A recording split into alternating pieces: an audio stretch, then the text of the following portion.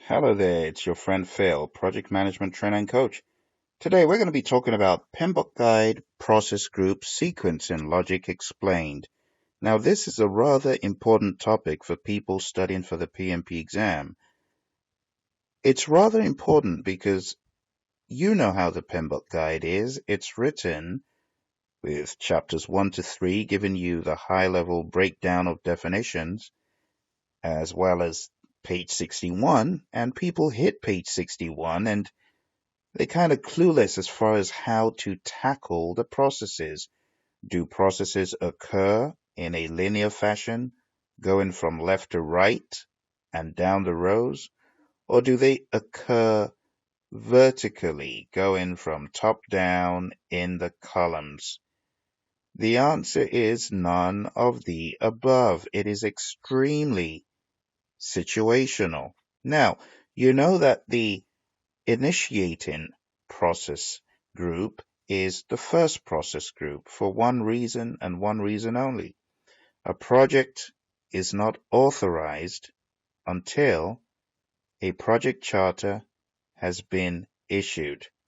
But once that project charter has been issued, anything could happen between initiating to closing at any point. In fact, the moment your project is authorized, as a good project manager, what should you do? You should begin to observe, monitor what's going on, monitor stakeholder involvement, even in the very early stages. Monitor what is happening even before you begin to identify more stakeholders. So, I'm going to call your attention to that page in the PMBOK guide that has an image that looks something like this. And my image is a little bit different.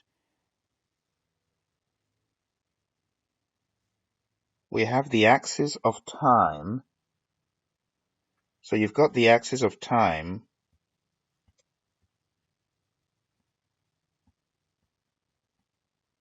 right? And then we have the process groups drawn like this. Now, let's use blue for initiating. Here's initiating.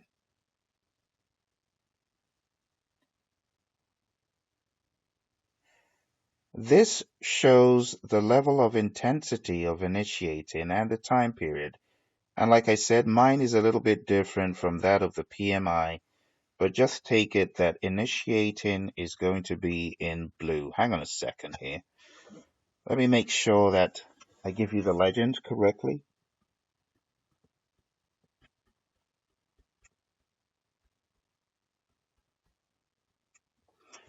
Initiating is in blue.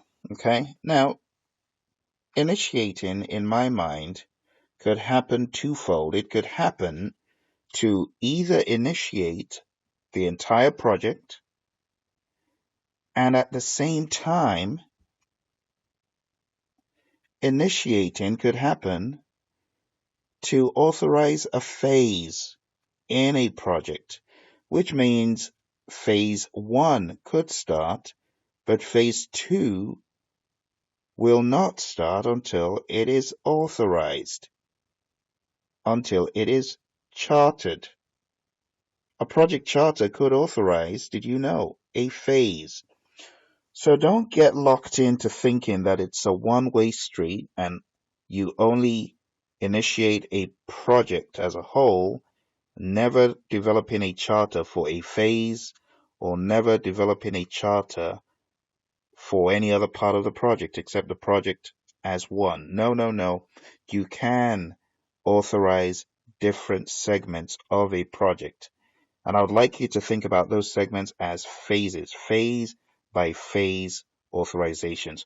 So for you to think that initiating would end on day 1, maybe closer to here, hang on a second, closer to there, I'll tell you that that's not the case in every project.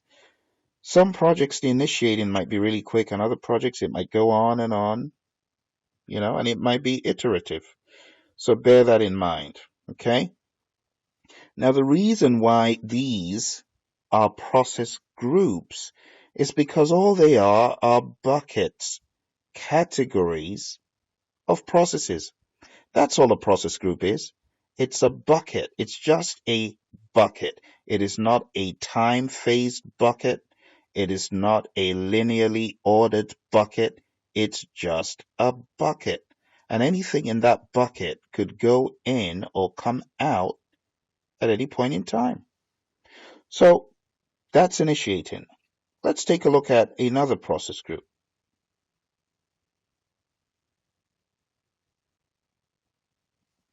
And I'm going to use the burgundish color for monitoring and controlling. Okay. Now, in my mind, from the very beginning, when you authorize a project, what are you beginning to do almost immediately? You're beginning to check and act on anything that needs to be acted on. You're checking to make sure things are going according to plan. And if they're not, you're acting on it, right? You're checking to see if your sponsor is engaged. And if your sponsor isn't engaged, project manager, you need to be doing something else. That is called controlling stakeholder engagement. Control stakeholder engagement should be happening right from the get-go. The moment your sponsor says, Jill, Johnny, Mary, Jack, Phil, Joe, whatever your name is, hey, you're the project manager, a good project manager will immediately begin to apply the temperature gauge, to apply the heat map to see how engaged the stakeholder is, folks. So, monitoring. You need to be monitoring and controlling. See what I'm saying? Now, beyond the awful writing on the right-hand side of the screen, just get what I'm saying. I'm trying to show you that monitoring and controlling could begin to happen right from the moment the PM is authorized. The moment the PM is sitting down in that meeting, in that authorization meeting, in that chartering meeting, whatever it is, that kickoff meeting, the PM should be monitoring and controlling. That's how it works, folks. Forget about the left to right in columns. It doesn't happen like that in the real world. There are all sorts of dynamics happening across the process groups. Okay? Now, let's talk about executing the work. Executing the work, let's use a purple. It's a rather unique color. Executing the work, folks, could begin to happen the moment your project is authorized. I'm going to put it really close to the beginning of initiating, and this is how I see it.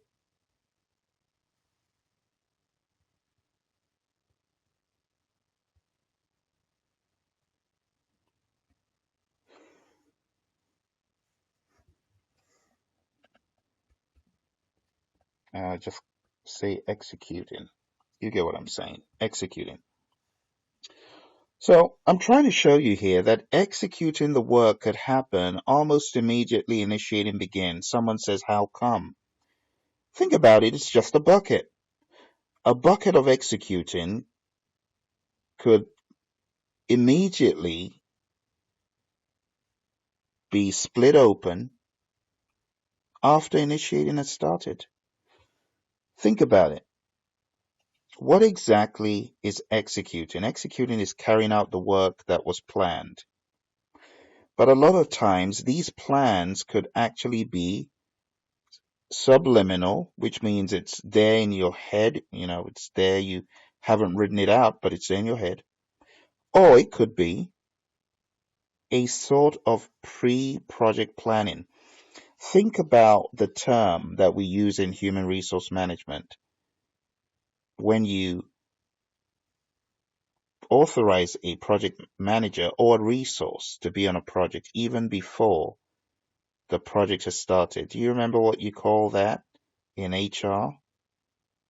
It's a little bit gray in my mind, but I know you know what I'm talking about. What do we call that thing?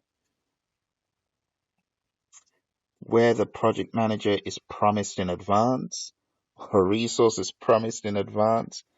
I know you know what I'm talking about. But that could happen.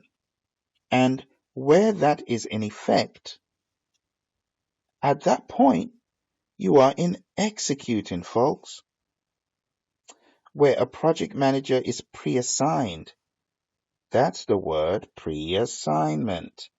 A project manager being pre-assigned to the project very early on, let's say, I'm going to make it yellow, at this point,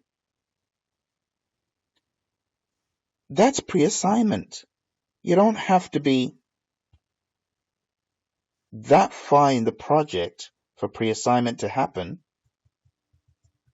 Pre-assignment could happen on day one of the project, which means executing is happening on day one. Or pre-assignment happened even before the project was authorized. What do you call that? You call that executing before authorization. Now, I know it sounds like, oh my gosh, that can't be true. Yes, it is true. Wake up, smell the coffee. This happens all the time on projects. The 5 process groups, folks, is not linear. Executing could be happening before initiating. I just don't want to scare you, so I'm making it look like the picture in the PMBOK Guide. But if I really wanted to show you how it happens, folks, it won't be the way it is in the PMBOK Guide. Let me show you what it'll be like. Hold on a second. Executing would be out here, folks, out here. Let me also challenge you to think about where planning begins. A lot of people say, okay, planning begins after initiating. I would like to challenge your thinking. I'm going to make this green because a lot of the green aspects, the greens and the notes and the money, where does it happen? Do you think it happens after initiating? Let's be honest. No, it doesn't. People are already planning how much the project will cost. People, the procurement department, the contracting department. Right out here, folks.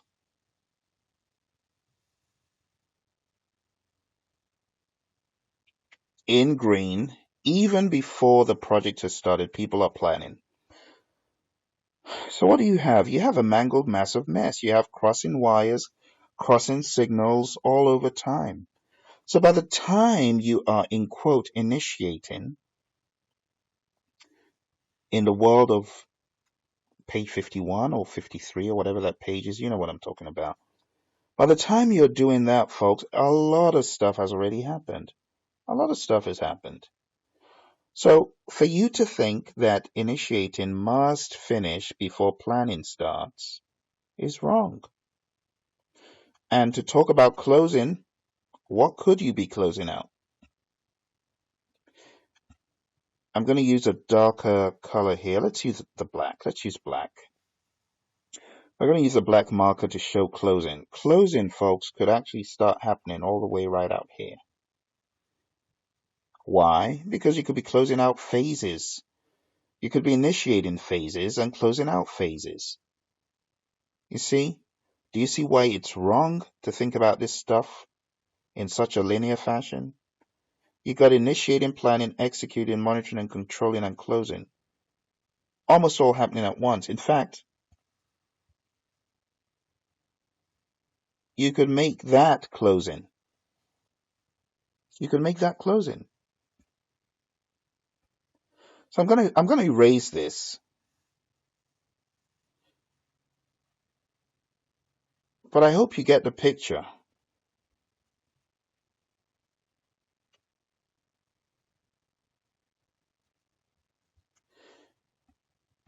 Because really all I'm trying to show you is under no circumstance should you look at the PMBOK Guide, process groups, in a linear fashion. Don't do it. I want to challenge you to think about it in one more way.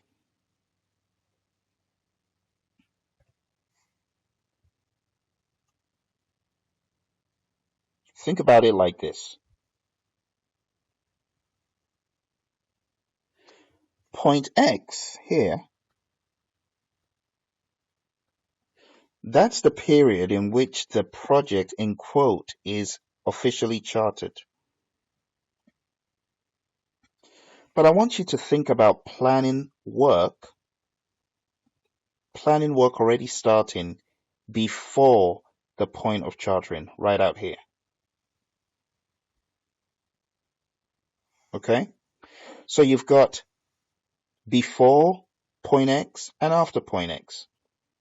And planning on many projects starts before point X. It starts before the charter. It starts while there's an IFB, RFP, IFN, all that stuff. When all that stuff is up in the air, your procurement department, your contracting department, in the middle of a feasibility study, before the business case or while the business case is being put together, hey folks, it starts before the charter.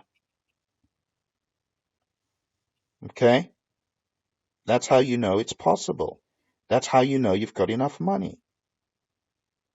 So we'll say that's planning. Okay? Now, as far as initiating within the confines of initiating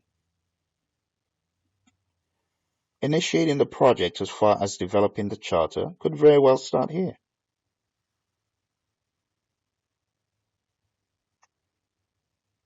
Now I use red for initiating. Okay? Now, as far as executing is concerned, pre-assignment and all that stuff, I want you to think about pre-assignment and a bunch of other things as even starting all the way out here.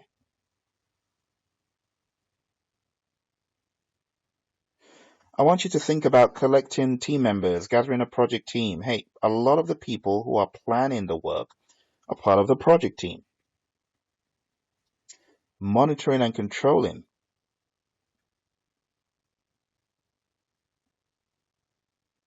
Let's use orange here. As far as monitoring and controlling the project goes, you do need to monitor and control every aspect of the project. We'll say that the project is authorized and then you monitor and control it.